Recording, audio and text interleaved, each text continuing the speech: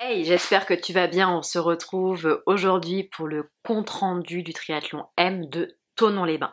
Donc c'était ma troisième et dernière course dans le cadre de ma prépa pour l'Alpha Ironman des Sables d'Olonne. J'avais un certain nombre d'objectifs à remplir sur place, mes allures en natation, un vélo qui serait beaucoup plus compliqué que pour les sables et surtout un état de fatigue générale à la fin de ma course qui devait être cohérent vis-à-vis de l'objectif que je me lance dans 3 semaines. Donc c'est parti, je vais te raconter tout ça. M de Thonon-les-Bains, c'est sur le papier 1500 mètres de natation dans le lac Léman, 36 km de vélo et 600 de D+, répartis sur les 20 premiers kilomètres, et 10 km de course à pied répartis sur 2 boucles de 5. En théorie, je devais être capable de le faire. J'ai eu un petit pépin de compréhension de barrière horaire. J'avoue que la série Chat Noir commence à me saturer très très fortement. Mais bon, bref, je vais t'expliquer plus tout de suite tout ça dans le reste de la vidéo. Voilà, donc l'idée c'était vraiment de me tester et voilà, c'est un peu ma course décisive par rapport à l'Alpha Ironman des Sables parce que je devais être capable de le boucler. Mais tout, comme d'habitude, j'avoue que c'est en train de me rendre folle, ne s'est pas passé comme d'habitude. Avant d'analyser la course, commençons par le récit. Comment s'est passée ma course? Donc c'est une course sur laquelle j'ai embarqué ma pote Perrine qui a fait le S, donc qui est partie 1 heure avant moi le matin. Voilà, l'idée c'était qu'elle aussi elle ait une dernière course pour s'entraîner pour l'Alpha Ironman et qu'elle soit là du coup pour mon arrivée du vélo et m'encourager sur la course à pied. Donc elle fait son effort, moi pendant ce temps je m'installe et à 10 h le départ de l'eau libre est lancé. On part tous en même temps, directement dans l'eau sur balise, donc voilà, je me mets à la fin du groupe et je laisse partir les machines et les bourrins devant pour pouvoir être confortable dans ma nage, pas gênée. Très rapidement, en sortant du port et en arrivant vraiment dans le lac, je me rends compte que ça boulegue. Contrairement à ce que je pensais autour du lac Léman, je pensais que c'était une flaque d'eau huileuse, bien plate et tout ce qu'il faut. Et en fait, non, pas du tout. Aujourd'hui, on a un coup de vent, enfin l'équivalent d'un coup de mer mais en lac. Et on a du courant et des vagues. Je me dis, bon, c'est pas grave, on va faire avec. Hein. T'as nagé en Martinique dans du courant et des vagues. Chez tes parents en mer Méditerranée, tu as nagé dans du courant et des vagues. Tu t'es entraîné, bon, mais si ça remonte à quelques mois, à nager dans du courant et des vagues, donc vas-y. Et potentiellement, au centre, tu auras du courant et des vagues, donc finalement, c'est une bonne chose. Et donc, j'attaque là la première ligne droite pour aller à la première bouée. Je pose ma nage et comme à chaque fois que je fais de l'eau libre, je compte mes coups de bras jusqu'à 100. Voilà, et je recommence. C'est un truc qui m'aide, je m'auto-hypnose et franchement, voilà, tout va bien. Sur cette première ligne droite, tout va bien. Ma montre sonne les 500 premiers mètres avant que je n'atteigne la première bouée. Et je vois 500 mètres en 12 minutes 16. Donc je dis, ah cool, enfin, pour le coup, je nage bien. Donc voilà, je suis contente. Je me dis, pour moi qui n'étais pas très très motivée au moment de prendre le départ, je fais une bonne nage. Donc je dis, bon, je continue et je me concentre. Voilà, j'essaye d'un petit peu de me rabattre sur la gauche parce que je vois que je me déporte vers le bord du lac, vers les remparts des quais. Donc j'essaye de me rabattre sur la gauche pour pouvoir être le plus proche possible de la bouée au moment de tourner. J'atteins cette fameuse bouée, on fait un virage à 90 et là je me retrouve face aux vagues, face au courant et ça devient beaucoup plus compliqué. En effet, autant le courant et les vagues de côté ça allait, autant de face je suis en galère. Et je flippe, j'ai l'impression de ne pas avancer, je sens comme une mini crise d'angoisse monter, je m'arrête, je bois la tasse, je m'étouffe, et là en fait j'ai un kayak avec un bénévole qui était là pour assurer la sécurité, qui se rapproche de moi, qui me demande si tout va bien, si je veux sortir de l'eau, voilà, parce que pour le coup, il doit voir sur ma tête que je suis un peu en panique, que ça bouge beaucoup et que je suis vraiment, mais alors vraiment pas rassurée. Voilà, à nager dans ces vagues-là et je me dis, non, en fait, là, pour le moment, Margot, tu nages bien, t'as fait tes 500 premiers mètres en 12 minutes, continue comme ça, va jusqu'au bout de ta nage et dans le pire des cas, de toute façon, t'as les kayaks qui sont juste à côté de toi. Donc voilà, je repars, je les remercie et je repars, je me relance dans ma nage en étant rassurée à l'idée qu'ils soient juste là et qu'ils soient vraiment à 3 coups de pagaie de moi. Il y a aussi le bateau à moteur des arbitres qui est vraiment pas loin. Ils sont beaucoup à nous surveiller en train de nager parce que effectivement ça surprend. On s'attend pas à autant de vagues et à autant de courants dans un lac. Et donc j'en aurais discuté après avec l'une des licenciées du club de Thonon, du club de triathlon de Thonon. Il dit qu'effectivement, elle me explique qu'il arrive que le Léman se réveille et que ça fasse l'équivalent d'un coup de mer. Et que dans ces cas-là, en général, eux, ils annulent leur sortie d'eau libre et ils vont nager une prochaine fois. Sauf que là, c'est le jour de l'épreuve, tu peux pas annuler l'eau libre, donc t'es dedans, t'y restes et tu vas jusqu'au bout. Donc voilà, je continue, moi, quoi qu'il en soit, à nager. J'atteins la deuxième bouée. Entre-temps, les 1000 mètres ont déjà sonné. Je me dis, mais je dois faire un paquet de mètres en plus, voilà, parce que je suis censée faire, je suis à la deuxième bouée, j'en ai encore une troisième, j'ai la plus grande ligne droite à faire pour rejoindre le port et je suis déjà à plus de 1000 mètres, les comptes sont pas bons, je vais faire plus de distance qu'il était initialement prévu. Je me dis, bon tant pis, on y va. Et voilà, à partir de la deuxième bouée, il y a un truc très marrant dans mon cerveau qui se passe. Jusqu'à présent, comme je disais, je comptais mes bouts de bras de 1 jusqu'à 100 pour m'auto-hypnotiser. Puis là, je me dis, je sais pas, le parcours, c'est un triangle rectangle. Paf, Pythagore! Tiens, il va me servir. Celui-là, pour une fois, nous a fait chier au collège-lycée avec le théorème de Pythagore. Et me voilà en pleine épreuve d'eau libre d'un triathlon à me rappeler du théorème de Pythagore et à faire des calculs dans ma tête pour savoir en théorie la distance de cette ligne droite pour faire les 1500 mètres et en pratique avec ce que j'ai déjà fait, combien il me reste à faire. Voilà, donc en fait je fais des maths dans ma tête en même temps que je suis en train de nager. C'est la première fois que ça m'arrive, hein. Je sais pas d'où ça sort. Et en fait ça m'occupe, hein, mine de rien ça m'occupe et ça m'occupe jusqu'à ce que ma montre sonne les 1500 mètres et là je vois 36 minutes. Je me dis waouh meuf, t'as jamais aussi bien nagé 1500 mètres en 36 minutes. Pour donner un ordre d'idée à toi qui regarde cette vidéo, au triathlon M d'Aix-les-Bains en 2022 j'avais mis 46 minutes. Voilà, 46-47 minutes. Là je suis en 36 minutes sur mes 1500 mètres, je suis en mode waouh, j'ai jamais aussi bien nagé. Donc Margot, tu ne lâches rien et tu vas jusqu'au bout. Et en fait, voilà, le temps que j'arrive à cette troisième bouée qui symbolise l'entrée dans le port, et du coup, la ligne droite qui mène jusqu'à l'arrivée. Voilà, ma montre a sonné 1500 et je me dis bon, combien il va me rester jusqu'à atteindre le rivage et je continue à nager et voilà, je suis dans le truc, je vois les bénévoles, je lève la tête régulièrement pour être sûre de ne pas louper l'embranchement. Et je le vois, je nage bien jusqu'au bout, même quand j'ai l'eau à 10 cm pour pouvoir avancer le plus possible. Je me relève, je franchis la première arche et je vois à ma montre 1994 mètres en 48 minutes. Je me dis, j'ai un record de temps sur la distance là. J'ai super bien nagé compte tenu des distances, même si je suis très très curieuse de voir la trace de ma nage et la comparer du coup aux premiers qui sont sortis pour voir à quel point j'ai dévié. Malheureusement, ma montre n'a pas enregistré la trace, donc je ne sais pas du tout comment j'ai nagé, mais j'ai dû faire de sacrés zigzags. Quoi qu'il en soit, la nage est faite et j'attaque ma transition. Donc voilà, je sors de l'eau comme d'habitude, sur la partie à faire en marchant, je rote. Voilà, c'est comme à chaque fois. Puis surtout là en plus, j'ai vraiment des grosses remontées parce que j'ai vraiment beaucoup avalé d'eau et avalé d'air en nageant ce coup-ci. Donc là pour le coup ça ressort, c'est magnifique, c'est ultra sexy et glamour, on adore. J'enlève mes deux bonnets, j'enlève mes lunettes, je commence à défaire ma combinaison néoprène. Comme ça quand j'arrive devant le vélo, en fait j'ai juste à enlever le bas de ma combinaison, enfiler mes chaussettes, boire la compote pomme banane d'Androsport voilà, pour mettre en place ma nouvelle stratégie de nutrition. Et le casque, le porte-dossard dans le dos, les lunettes, on prend le vélo et en avant Simone. Voilà, et je vais faire une petite transition de 5 minutes. J'avoue que j'aurais pu être plus rapide, mais j'avoue que j'ai pris le temps de rôter, de retrouver mon souffle, de d'être sûre que j'avais bien tout pris en termes de ravito, en termes d'éléments obligatoires sur le triathlon, et ben, je m'élance sur la partie vélo.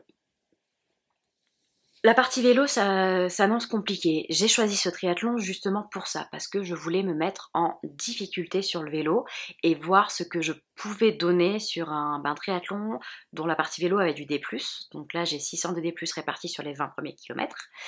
Et voilà, et sur un ratio qui sera dénivelé distance qui est plus élevé, beaucoup plus touchy que sur l'Alpha Ironman des Sables d'Olonne. Ici, je suis sur un triathlon de montagne, quand à l'Alpha Ironman, ce sera un parcours vallonné et pas montagneux du tout. Donc pour donner un ordre d'idée, au triathlon Thonon-les-Bains, c'est 36 km et 600 de D+, donc les 600 sur les 20 premiers kilomètres. Au Sable d'Olonne, ce sera 600 de D+, sur 90 km et réparti sur les 90 km, de manière plus ou moins uniforme.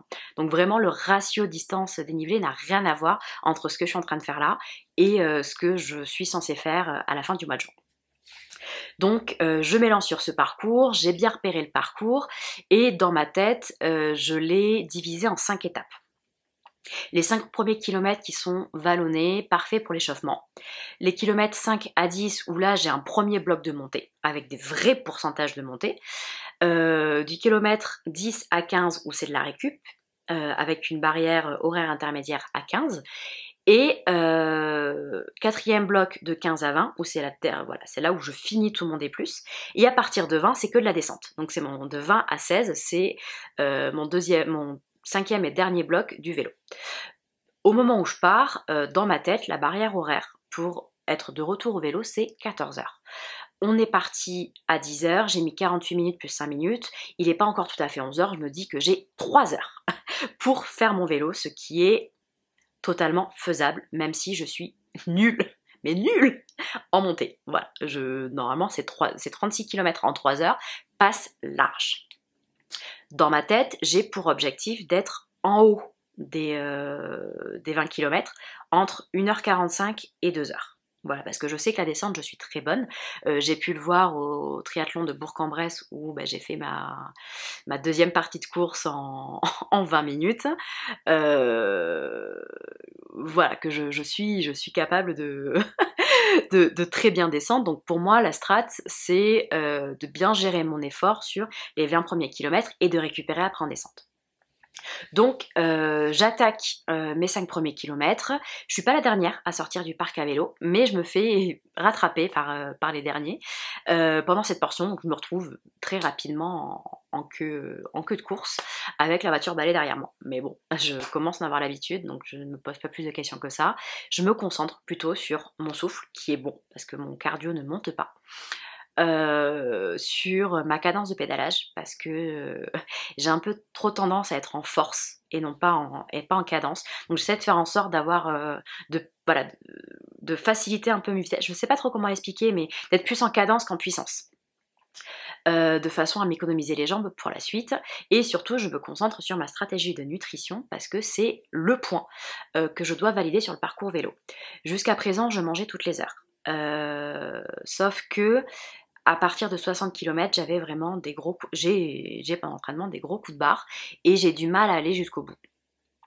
Donc là, après, j'en ai profité pour en discuter avec une copine qui est très bonne à vélo, qui pour elle les sorties de 150 km et 3000 de D+, c'est Finger is the Noise tous les dimanches. Donc voilà, elle m'a expliqué sa stratégie de course, on l'a adaptée à moi. Et donc voilà, ma stratégie c'était de boire une première compote Androsport pomme banane dès la sortie de l'eau, parce que même si j'ai pas faim, il faut que je commence à manger à ce moment-là. Elle, c'est une compote au goût que j'aime bien, donc elle passe facilement. Et ensuite, d'alterner entre un ravito lipidique, donc avec mes purées olifate, et des pâtes de fruits pour des coups de boost en sucre et en énergie pour quand je suis dans les montées. Et en fait, c'est la stratégie que j'adopte. Voilà. Donc c'est quelque chose que je mets en place dès les 5 premiers kilomètres. J'en profite aussi pour boire de manière régulière et d'alterner entre mes 2 gourdes. Parce que là aussi, j'ai changé ce que j'ai mis dans mes gourdes. Habituellement, je partais avec 2 gourdes de malto plus sel. Là, j'ai pris une gourde isotonique, toujours Androsport, pour avoir des électrolytes, et une gourde de malto. Et comme ça, en fait, j'alterne entre les deux. L'idée voilà, étant vraiment d'avoir le plus d'apport sur toute la durée de mon effort et de faire en sorte de ne pas être fatiguée à la fin de mon vélo pour pouvoir être bien sur la course à pied, sachant que j'ai encore des gênes au niveau du mollet suite à ma blessure fin janvier. Les premiers 3 kilomètres sont à plat, je me sens bien, hop hop hop, j'ai une bonne allure, je suis à 22-23 km/h, je dis bon ça va, pour de la ville où il y a des ronds-points, tout ça, pour moi, enfin à mon échelle de valeur, c'est plutôt pas mal. On commence à attaquer le premier des plus. Je finis le premier bloc de 5 km en 19 minutes. Je me dis c'est un petit peu lent, meuf. T'avais quand même pour objectif sur le kilomètre 0 à 5 puis 10 à 15, donc t'es 2 où t'es censé être plus ou moins vallonné, de rester à 20 km/h de moyenne. Là t'es en dessous. Commence pas à prendre du retard sur tes prévisions. Mais pour le moment, je me pose pas plus de questions que ça parce que j'attaque le premier bloc de D+. Et là, j'ai des pourcentages qui tournent entre 7 et 9% de montée. Donc pour moi, ce sont des gros pourcentages qui me font mal. Pas dans les cuisses, mais plutôt au niveau de mon allure parce que ben oui, je monte à 9 km/h sur ce genre de pourcentage-là. Donc je me dis, bon ben voilà, continue à compter jusqu'à 100, comme ça tu passes les mètres, tu fais ton effort et tout se passe bien, quoi. Voilà, réfléchis pas, gère ton effort, tu dois pas être fatigué, je te le rappelle. Et donc je fais toujours attention à ma cadence de pédalage, à manger correctement. Je fais un premier arrêt rapide en fait au kilomètre 8 parce que en montée j'ai beaucoup de mal à atteindre mes ravitaux. Donc ça c'est un point qu'il va falloir que je travaille sur ma prochaine sortie vélo. J'ai du mal à accéder à mes ravitaillements. Surtout en montée où j'ai peur de lâcher les mains. Donc en fait je profite d'un endroit où il y a un petit replat pour m'arrêter, pour sortir ma gourde, Olifat et l'ouvrir et commencer à la manger. Et c'est là aussi où c'est une intersection où il y a une bénévole et voilà, ça doit durer 30 secondes maxi. Voilà, je m'arrête pas, diplôme pour taper la discute, hein. L'objectif c'est juste de m'arrêter, ouvrir ma purée Olifat, avaler une gorgée, refermer, hop, et repartir. En plus juste après c'est un petit coup de cul qui fait bien mal, qui doit être à plus de 10%. Faudrait peut-être que j'aille regarder exactement sur la map où j'étais pour voir le pourcentage à cet endroit-là. Mais voilà, en tout cas je continue et j'arrive au 10e kilomètre, je suis en 33 minutes, donc j'ai fait 40 minutes en tout pour faire les 10 premiers kilomètres. Je me dis, t'es un peu plus lente qu'à Bourg-en-Bresse, ma meuf, parce qu'à 40 minutes, t'étais à 12 bornes. Voilà, là t'en es à 10. Les pourcentages sont pas les mêmes, mais on va essayer de rattraper un petit peu le temps sur ce troisième bloc de vélo qui est en fait du vallonné. Donc en fait j'alterne entre des petits coups de cul aux pentes quand même nettement plus douces que ce que j'ai fait juste avant et de belles lignes droites en descente. Donc voilà, je profite des lignes droites pour prendre de l'élan et je frôle les 25 km/h, les 30 km/h très facilement. Je récupère les jambes et en fait j'enchaîne avec mes coups de cul. J'arrive au village d'Orcier, on tourne à droite, une grande ligne droite en descente. On arrive en bas, hop, c'est le demi-tour serré avec le passage de la balise au 15e kilomètre. Donc là, c'est là qu'il y a la barrière horaire intermédiaire. Et en fait, bon, j'ai un peu surpris les bénévoles qui n'ont pas vu arriver. C'était en mode arrête-toi, c'est demi-tour. En fait, je me suis arrêtée. Il a fallu que je m'arrête parce que c'était vraiment un virage. Fallait faire demi-tour voilà, sur la route. C'était même pas un rond-point, c'était la route. Et là en fait le temps de faire mon demi-tour parce qu'en fait je suis en galère donc je suis obligée de descendre machin, je leur dis où j'en suis sur la barrière horaire, est-ce que je passe la barrière horaire, est-ce que tout va bien, est-ce que je suis dans les temps, c'est la question que je leur pose parce que voilà, j'ai toujours cette hantise de la barrière horaire et on me dit que oui, il n'y a pas de souci, t'inquiète pas, vas-y fonce. Donc là, je remonte cette grande ligne droite pour revenir sur la place de l'église, donc du village d'Orcier. Là, il y a un petit stand avec des bénévoles qui me proposent du coca et de l'eau. Je prends de l'eau plate parce que j'ai besoin un peu de me rincer la bouche, parce que les boissons d'effort c'est bien, mais c'est un goût sucré, j'ai un petit peu la bouche pâteuse. Donc là, j'en profite pour me désaltérer vraiment, et je repars. Donc de nouveau, là, c'est un arrêt qui dure 20 secondes top chrono. Et je repars et c'est là en fait où j'ai le plus gros de ma difficulté. Je suis à peu près à 16 et demi de mémoire, 16 et demi de mémoire. Et je sais qu'il me reste entre 3,5 et 4 km de montée. Et en fait, je vais avoir une longue montée de 2 à peu près, qui, elle, regroupe les plus gros pourcentages de ce dénivelé sur le parcours vélo. Là, je suis plutôt autour des 9-10 et j'ai aussi également une portion à 12-13. Donc je finis la portion à 10, de nouveau je m'arrête sur un replat pour manger parce que je n'arrive pas à manger en montée. C'est quelque chose auquel il va falloir que je travaille. Mais bon, la bonne nouvelle c'est qu'il n'y a pas de dénivelé comme ça au sable. Et là, la voiture balai qui est toujours derrière moi, qui est toujours là à m'encourager, les gars me disent bon, là t'as un gros coup de cul à mettre, c'est le plus gros pourcentage qui t'attend, mais regarde, de là où t'es, tu vois l'arrivée. Là où il y a les prochains bénévoles, c'est la fin de cette grosse montée, t'auras un replat et t'auras quasiment fini ton D+. Et cette portion-là est compliquée, elle fait vraiment mal et je me prends un coup d'arrêt. Donc déjà que je montais pas rapidement, j'étais autour des 9-10 km/h en montée. Là, je passe à 5,5. C'est le dénivelé, le pourcentage le plus gros, mais je serre les dents et j'ai posé pied à terre sur les 100 derniers mètres de cette montée parce que je n'y arrivais plus. Je zigzaguais et en fait, j'arrivais plus à avancer, j'avançais beaucoup trop lentement et je perdais mon équilibre en fait sur cette montée. J'avais pas les cuisses pour passer ce pourcentage-là, donc plutôt que de chuter, j'ai décidé de poser pied à terre et de marcher ces 100 derniers mètres, le temps d'arriver au bénévole. Puis sans compter que vu la vitesse à laquelle je montais, je crois que je suis montée plus rapidement en étant à pied qu'en étant à vélo. Donc j'arrive aux bénévoles, de nouveau je mange, je bois et je leur dis j'en suis où des barrières horaires. Ils disent t'inquiète, ça va le faire. Ok.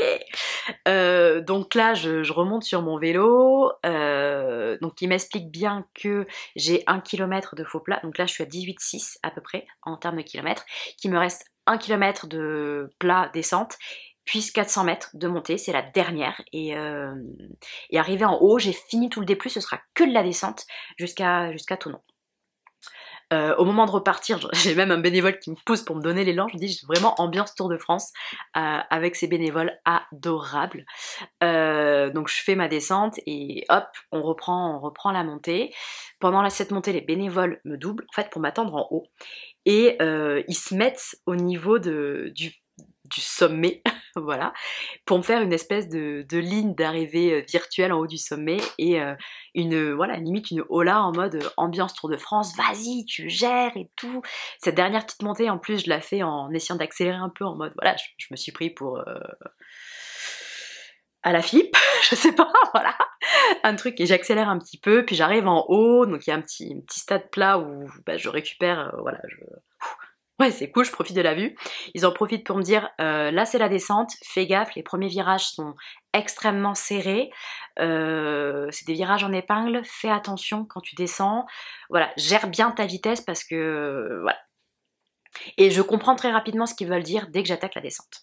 La première partie de descente, je flippe à mort sur mon vélo parce que je suis sur une petite route de campagne avec un bitume pas exceptionnel, il y a des trous, il y a des espèces de patchs sur les trous, donc c'est pas lisse, ça vibre dans tous les sens, c'est étroit, voilà, clairement on passe qu'à une seule voiture, il faut que la deuxième s'arrête, sauf que moi je roule au milieu pour pouvoir gérer en fait ma vitesse pendant la descente, les trous, les machins. Ça descend fort, c'est vraiment raide, et effectivement les virages, c'est des virages en épingle, hein, des virages de montagne. Donc je suis sur les freins et je suis en train de dire pourvu que ça me lâche pas, pourvu que les freins ne me lâchent pas. Si c'est que ça jusqu'à la descente, ça va pas être aussi récup que ce que je le pensais. La bonne nouvelle, c'est que ça dure pas très longtemps et que je rejoins très rapidement la départementale, avec ses routes beaucoup plus larges, ses virages beaucoup plus larges, et surtout son bitume de meilleure qualité. Donc là, j'en ai rien à taper d'aller vite. Et clairement, je me laisse aller. Je me laisse vraiment, vraiment emporter. Donc ce que j'ai oublié de préciser du coup, c'est qu'au 20e kilomètre en haut du sommet, j'étais à 1h53. Donc je suis pile poil dans les temps de ce que je m'étais prédit en termes de course, à savoir être en haut entre 1h45 et 2h, et du coup arriver en bas en max 2h30. Donc moi je fais ma descente, voilà. Je réfléchis pas, je pose le cerveau, je fais ma descente et ça passe très très très vite parce que je suis concentrée vraiment. Autant sur la montée, je regardais les paysages, je comptais, j'étais là et je laissais mon esprit vagabonder. Autant là, en descente, je suis ultra concentrée, ultra focus sur ce qui se passe parce que ben, je vais vite. J'ai regardé mes stats. Ouais, j'ai une pointe à 58 km/h. Voilà. La pure descente, je suis autour des 50-55 km/h. Et voilà, après, je profite de l'élan et toutes les portions plates, je les roule à 35 km/h. Donc, du coup, voilà, enfin, je suis vraiment portée par l'élan, je pédale, puis surtout, moi, mon objectif, c'est d'arriver le plus tôt possible au vélo pour pouvoir, du coup, entamer la course à pied. Et voilà, j'ai en tête que à Aix-les-Bains, j'ai fait 4h07 avec un vélo beaucoup plus facile. Là, j'aimerais être 4h30, 4h40 grand max pour pouvoir faire l'ensemble de ce M, sachant que j'ai un vélo beaucoup plus compliqué et que j'ai toujours mes restes de blessures au mollet qui me gênent sur la course à pied. Donc là, je descends, j'appuie. J'arrive au parc à vélo. En fait, je vois les arbitres, mais je vois pas d'entrée. Donc moi, en fait, je vais jusqu'au bout. Et en fait, je regarde, j'arrive, c'est pas fermé, je reviens à l'entrée. Je dis, mais donc en fait, j'attrape des gens, je dis, mais en fait, elle est où l'entrée du parc à vélo? Parce que je suis en course, enfin, faut que je rentre pour poser mon vélo. Ils me disent, mais en fait, c'est de l'autre côté. Donc je refais demi-tour, je reviens au premier rond-point, et là, je m'adresse aux arbitres, ben, elle est où l'entrée du parc à vélo? Et là, ils me disent, ben en fait, il y a plus de vélos qui rentrent là. Je fais comment ça? Mais la barrière, c'était pas 14h? Ben, elle dit, non, non, c'est 13h. Là, c'est 13h10. Vous êtes hors délai. Et voilà. Et je me prends coup. Je suis assommée. Parce que vraiment, j'avais fait mes recherches. Parce que voilà, les barrières horaires, je sais que c'est mon problème. Je sais que je suis lente. Donc je fais le plus attention possible à ces barrières horaires. Et quand j'avais fait mes recherches, que même j'ai retrouvé le document, j'avais bien noté 14h, arrivée max du dernier vélo. Voilà. Là, ils me disent, ben non, en fait, on est désolé, mais c'est 13h, la barrière horaire, c'est pas 14h. Donc bon, ça me met un coup, je me mets à pleurer parce que je suis écœurée. Je suis écœurée parce que je suis pas fatiguée, je me sens bien. J'avais commencé la course en n'étant pas du tout motivée, en étant certaine que je ne serais pas capable d'aller jusqu'au bout, que j'allais abandonner sur le vélo et que voilà, ça allait me conforter dans l'idée que je ne devais pas faire les sables. Et là, en fait, tout au long de aussi bien de la natation que de la course que du vélo, je reprends confiance en moi parce que je réalise de bonnes performances pour mon niveau, de bonnes performances par rapport à mon entraînement, qui me montrent que j'ai fait des progrès. Et vraiment, j'avais basé toute ma stratégie en étant persuadée que j'avais 4 heures pour boucler euh, la natation, la transition et le vélo. Et que ensuite, voilà, j'avais la course à pied ensuite derrière. Même, j'avais même pas enregistré de barrière horaire pour la course à pied, parce que j'avais pas trouvé de barrière horaire, je pensais qu'il n'y en avait pas. Et en fait, c'était 13 heures pour l'arrivée du dernier vélo et 15 heures pour finir la course à pied. Donc, en plus, ce que j'ai trouvé sur le coup écœurant, mais bon, voilà, c'est que bah là, il est 13h10, 13h15, le temps de discuter avec les arbitres. Et donc, ça me laisse 1h45 pour faire 10 bornes en vélo en course à pied. J'ai beau être lente, je pouvais les faire. Vraiment, clairement. Donc, et là, mon état d'esprit, c'est putain, j'en ai ras-le-bol. Enfin, est-ce que je peux pas avoir une course où tout se passe bien, où j'ai pas de couac parce que j'ai pas compris un truc, ou parce que j'ai pas géré? Et en fait, je suis frustrée parce que physiquement, je vais bien, je me sentais bien, mentalement, je me sentais bien aussi, et j'étais prête pour la suite, quoi. Je me voyais vraiment finir ma course. Voilà, j'étais certaine que j'allais la finir. Et sur le coup, je suis vraiment prête à prendre mes affaires et aller à la voiture. Et ma pote Perrine, qu'elle a dit non, non, je prends ton vélo. Toi, tu rentres dans la zone de transition, tu vas chercher tes baskets pour courir et tu vas courir. Même si tu ne fais que 5 bornes, tu vas courir parce que cette course, c'est pas ta course objective, c'est ta course entraînement. Donc il est important que tu ailles au bout de ton entraînement pour pouvoir valider tous les points que tu avais à valider aujourd'hui. Et notamment, ta capacité à courir. Et voir du coup si les manches de compression vont leur effet. Donc bon, puis en fait, je suis à un stade où j'obéis. Je me mets en pilote automatique et j'obéis à ce qu'elle me dit parce que voilà, pas de choix. Donc après avoir parlé, perdu 10 minutes à parler avec les arbitres, j'attaque ma deuxième transition, même si je suis hors délai. Je suis en pleurs, hein, clairement je suis en pleurs, j'enfile mes baskets, je croise des gens sur la zone de transition avec qui je parle et qui me disent mais qu'est-ce qu'il y a? En fait je suis hors délai, je pensais que la barrière c'est 14h, en fait c'est 13h, ils me disent c'est pas grave, va courir et voilà, fais ton triathlon en entier, même si ta course à pied va pas compter, fais-le. Donc pour le coup, les participants aussi ultra gentils.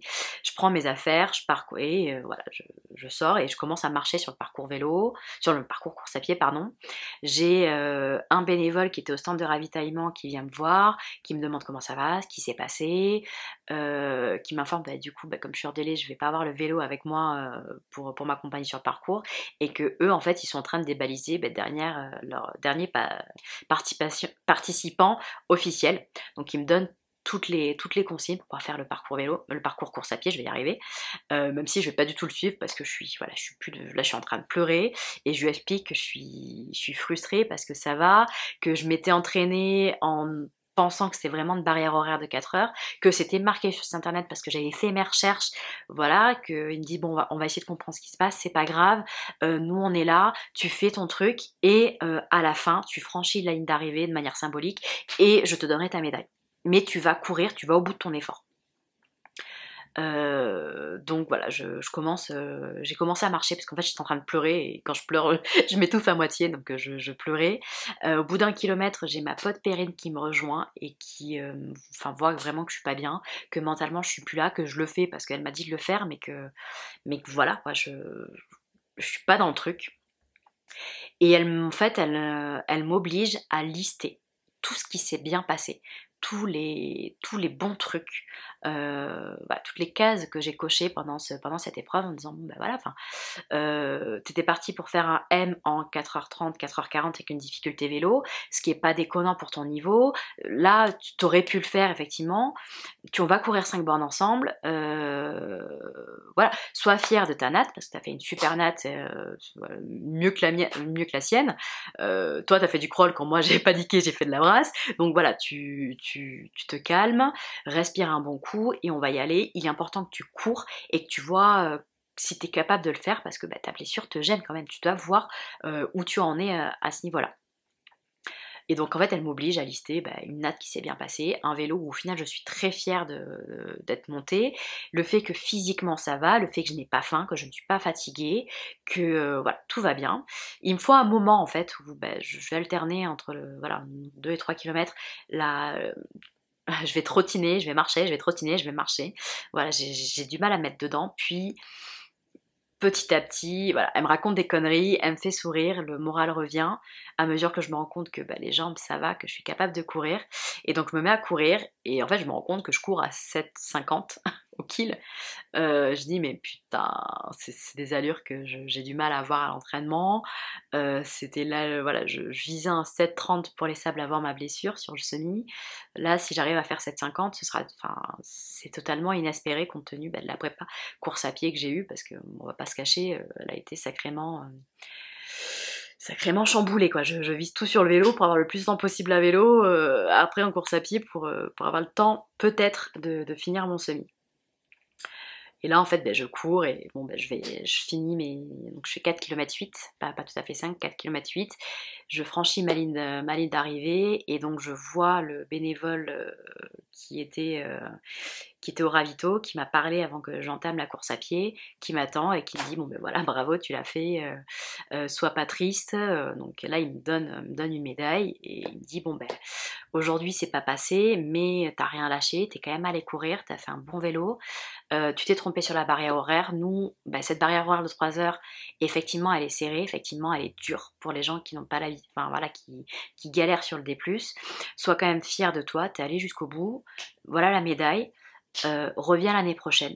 Et l'année prochaine, alors continue à t'entraîner, reviens l'année prochaine. Et l'année prochaine, ce sera une médaille de finisher que tu as. Et voilà. Et en fait, je tombe vraiment, vraiment sur des bénévoles, mais là, c'est des amours. Des amours. Tous les bénévoles que j'ai pu voir sur cette course ont été ultra bienveillants, adorables. C'est vraiment, je pense que sans eux, j'aurais beaucoup plus mal vécu ce DNF et j'arriverai pas forcément à en tirer les leçons que j'ai tirées là, que j'aurais jeté l'éponge, très certainement jeté l'éponge pour les sables également et pour le triathlon tout court. Voilà. Là, ça a été beaucoup d'encouragement, beaucoup de conseils et ce qui fait que j'ai beaucoup de bonnes choses à tirer de ce triathlon, de cet entraînement, on va dire. Voilà. Donc 4h07 d'effort, je ne suis pas fatiguée, je suis bien. Là, on est à J+2 à l'heure où je filme cette vidéo. Ben, j'ai eu 0 courbature, j'ai pas eu de faim excessive comme je peux avoir après ce genre de course où pendant une semaine j'ai la dalle et je défonce mes plats. Là, je mange normalement, je dors normalement, j'ai pas de courbature. J'ai repris l'entraînement sans problème, donc vraiment tout va bien. Donc, ce que je retiens de cette course, concernant le quiproquo des barrières horaires, voilà. Moi, j'ai fait toute ma strat en pensant vraiment que j'avais 4 heures. Que j'avais 4 heures pour faire la natation, la transition et le vélo. Et qu'ensuite, j'avais 1h30, 2 heures pour faire ma course à pied. C'était pas 4, c'était 3. J'ai retrouvé le document sur lequel j'avais listé tous les triathlons possibles. Et vraiment, voilà, j'avais des recherches sur ce document. Tu as la date, donc tu as le nom, le lieu, la date, la distance par rapport à Lyon, le temps de trajet, le prix des péages, le prix éventuel d'une nuit d'hôtel, le prix du dossard, chaque parcours détaillé avec le D+, et compagnie, si c'est 2 boucles, une boucle, ce genre de choses. Et les barrières horaires. Voilà, c'est vraiment un truc où je m'étais fait un tableau, un comparatif de tout, des triathlons S et triathlons M, pour voir lesquels colleraient le mieux en termes de date pour ma prépa. Thonon n'était pas forcément mon premier choix au tout début, mais avec ma blessure au mollet, il a fallu que je reporte de 2 semaines ce triathlon M. Voilà, parce qu'il y a 2 semaines, j'étais pas prête pour le faire, donc j'ai fait un triathlon S il y a 2 semaines, c'était Bourg-en-Bresse. Tu retrouveras la vidéo du compte-rendu en description. Et vraiment, voilà, j'ai retrouvé ce document, effectivement, j'avais mis 4 heures. Donc, ce que je pense qui s'est passé, c'est que j'ai fait mes recherches beaucoup trop tôt dans la saison et que c'était les informations 2023 que j'ai prises. Donc, j'ai basé en fait toute ma stratégie, déjà mon inscription, clairement, parce que une barrière horaire en 3 heures, j'aurais pas tenté. J'aurais pas du tout tenté, j'aurais pris un autre triathlon. Là, je pensais que c'était 4 heures. Je pensais vraiment que c'était faisable. Et la preuve, j'ai mis 3h10 pour le faire. Bon, c'est pas passé. Ça m'a frustrée vraiment. Et effectivement, ça me gave de toujours retomber sur ces mêmes schémas de je me plante sur une information, ça passe pas, je me fais avoir par les barrières horaires, je suis DNF. Mais bon, la mise boulette, on va dire. On va essayer de prendre ça avec le sourire. On adore, mais voilà, en fait, je pense, j'ai tout simplement pris des informations trop tôt dans la saison et c'était des informations de 2023. Donc j'ai les boules parce que c'est une erreur naïve de ma part et voilà. En même temps, si j'avais appris le jour J que c'était 3 heures avant le départ vélo, ça n'aurait pas changé grand chose. Ça aurait vraiment pas changé grand chose parce que je pourrais refaire ma course avec des skis et s'il n'y avait pas eu ce coup de mer sur le lac Léman, que j'avais une nage plus facile et que je sortais effectivement mon 1500 mètres en 36 minutes, est-ce que je l'aurais fait? Est-ce que si j'avais eu conscience j'aurais pris un peu moins de temps sur la transition? Parce que là j'ai pris 5 minutes mais j'aurais pu essayer d'en gratter au moins 2. Voilà, ce genre de truc, je sais pas trop. Mais bref, au-delà de cette mauvaise compréhension de ma part des barrières horaires, il y a quand même beaucoup de bons points à relever sur cette course. Comme je le disais, je l'avais prise, j'avais pris le départ de ce triathlon en étant certaine que j'allais pas le finir, que j'étais pas capable de le faire et que j'allais abandonner sur le vélo. Et que ça allait me conforter dans l'idée qu'il fallait que j'abandonne pour les sables, que c'était pas cette année qu'il fallait que je le fasse. Ma prépa pour les sables a été très très très très compliquée. J'ai eu pas mal de bouleversements dans ma vie perso. Je me suis blessée. J'ai pas forcément réussi à perdre le poids que je voulais perdre pour les sables. J'ai fait au mieux, mais je suis pas du tout là où je voudrais être pour physiquement et mentalement pour cette prépa. Je suis pas du tout certaine que je serais capable de le finir, mais bon, voilà, je voulais profiter de ce cours pour me conforter dans l'idée, et en fait, j'ai eu beaucoup de choses positives qui me font dire que je vais tenter la course, parce que je sais que je suis capable de faire la natte et le vélo, et la course à pied, ben, on verra bien, advienne que pourra, et si j'y arrive pas, ben, c'est pas grave, parce que j'aurais fait au mieux en termes de mes possibilités, de mes capacités, et que je suis déjà très contente de l'évolution que j'ai pu connaître sur cette dernière année, parce que il y a un an, j'étais en dépression. Il y a un an, je reprenais difficilement le contrôle de mes crises d'hyperphagie. Et en fait, cette prépa m'a servi de boussole pour me tirer vers le haut, et m'a mené à croire en moi, à croire en mes capacités. Donc bon, ce ne sera pas une réussite à 100% parce que je ne sais pas si je vais être capable de finir les sables. Mais déjà, je suis très très contente de ce que j'ai fait, et je sais ce que j'ai mis en place, je sais tout ce que j'ai traversé. Donc on verra bien ce qui se passe. Après, c'est que du sport, donc j'aurai les boules de ne pas finir, mais avec tout ce qui s'est passé dans ma vie, bon, comme on dit, c'est que du sport. Donc pour en revenir à la liste des points positifs, donc déjà j'ai fait une très bonne natation, je suis en 2,25 au 100 mètres, mon allure cible pour les sables c'est 2,22, parce que j'aimerais être capable de faire les 1500 mètres, 1900 mètres de nage en moins de 45 minutes.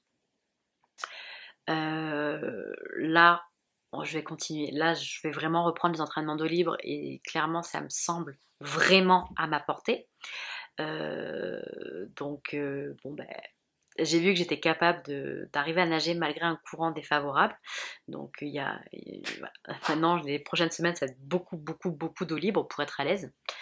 Mais voilà, je suis très, très contente de ma natation.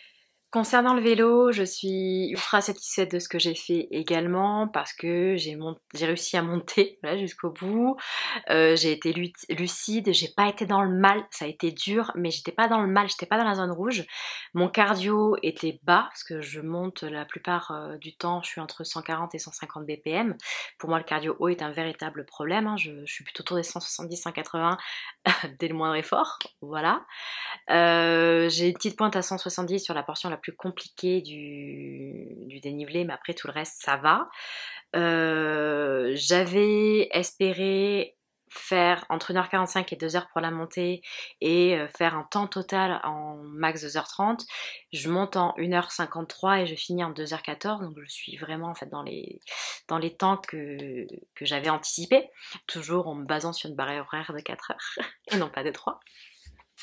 Donc dans les faits, je suis vraiment très très contente de mon vélo, d'autant plus que je finis en étant mais vraiment pas fatiguée, je suis pas dans le mal, j'ai pas l'impression d'avoir entamé mes réserves, et je me sens prête à aller courir. Ce vélo, en tout cas, m'aura également permis de valider ma stratégie de nutrition et d'hydratation, parce que je me suis rendu compte dans mes entraînements que je ne m'alimentais pas assez, et que je finissais souvent mes sorties vélo en étant à court de jus, en étant fatiguée et en ayant une faim après derrière. Voilà. Là, du coup, jusqu'à présent, je mangeais toutes les heures. Là, j'ai vraiment augmenté mon volume de nourriture pendant le vélo. Donc, j'ai commencé par une pompote Androsport facile à boire dès ma sortie de l'eau. Comme ça avait déjà 45 minutes d'effort. À ce moment-là, j'ai pas faim, mais je sais qu'il faut que je commence à manger. Donc, je prends un truc que j'aime, dont le goût passe bien. Et franchement, quoi de mieux qu'une compote qui s'avale tout de suite. Et après, je commence par ma purée Olifate, que je prends du coup toutes les demi-heures à peu près, et je prends également dans les montées des pâtes de fruits Décathlon. Voilà, ça me permet d'être bien, et vraiment je ne subis pas du tout mon vélo, je suis très très très bien, et j'aurais pu encore continuer à pédaler longtemps.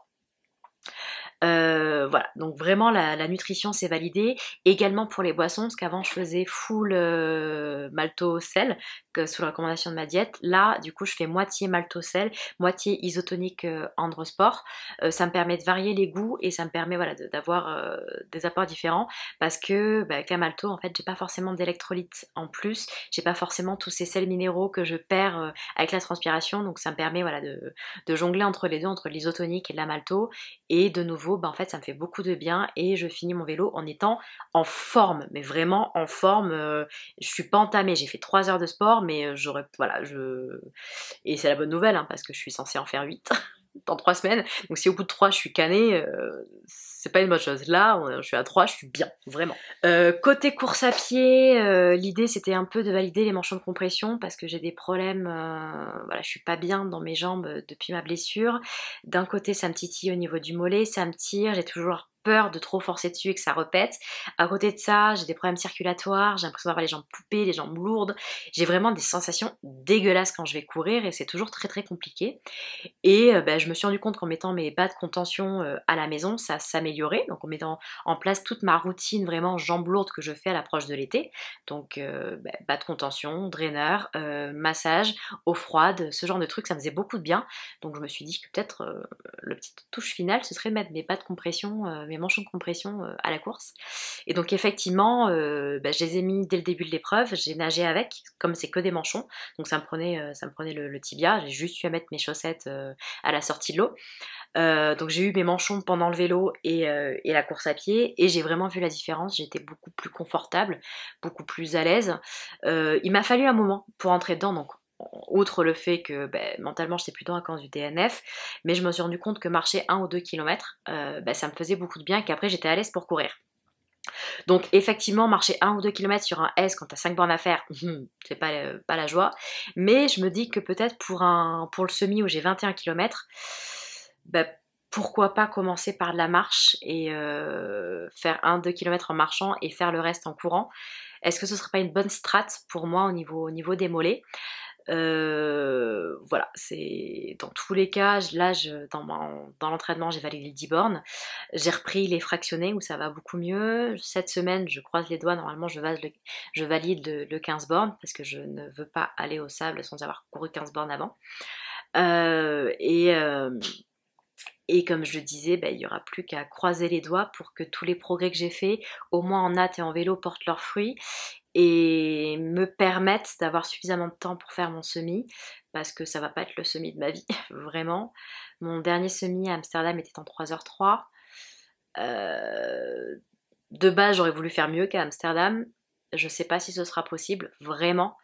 Je, voilà, je suis un peu dubitative sur mes capacités à courir pour les sables. Mais, euh, mais voilà, j'ai fait au mieux pendant ma prépa, j'ai fait au mieux compte tenu de mes difficultés.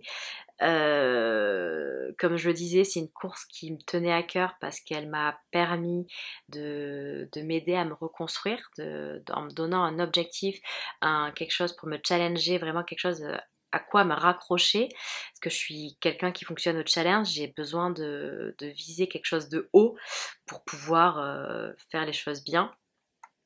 C'est voilà, ayant déjà fait un triathlon M, voilà, ça me fait pas forcément autant rêver que l'Alf. Je suis particulièrement consciente que c'est pas du tout les conditions idéales. Quoi qu'il en soit, je pars avec des copains et on va profiter au mieux de ce week-end-là et on verra ce que ça donne. Voilà, quoi qu'il en soit, je sais que j'aurais fait au mieux de mes capacités à l'instant T. On va prendre les épreuves les unes après les autres. J'ai mis en place la stratégie, je nage bien. Logiquement, je pédale bien, parce que de nouveau, je vais aussi valider une sortie vélo de 80 bornes. Donc la natte, le vélo, ça passe. On verra pour la course à pied, on verra pour le reste. Et après, c'est que du sport. L'Alpha Ironman, c'est quelque chose qui me fait rêver. J'ai eu l'opportunité grâce à l'organisation, donc la Société Ironman France, qui m'a offert mon dossard. Voilà, je suis totalement consciente que c'est un très très gros challenge, c'est un très très gros défi, qu'il arrive tôt, trop tôt dans ma carrière de triathlète, mais j'aurais tout fait pour que ça se passe bien.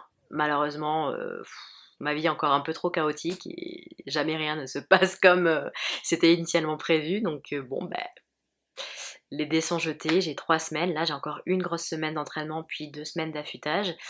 Je vais me concentrer sur l'eau libre, je vais me concentrer sur mes derniers gros entraînements parce que j'ai deux, trois petites choses encore à valider.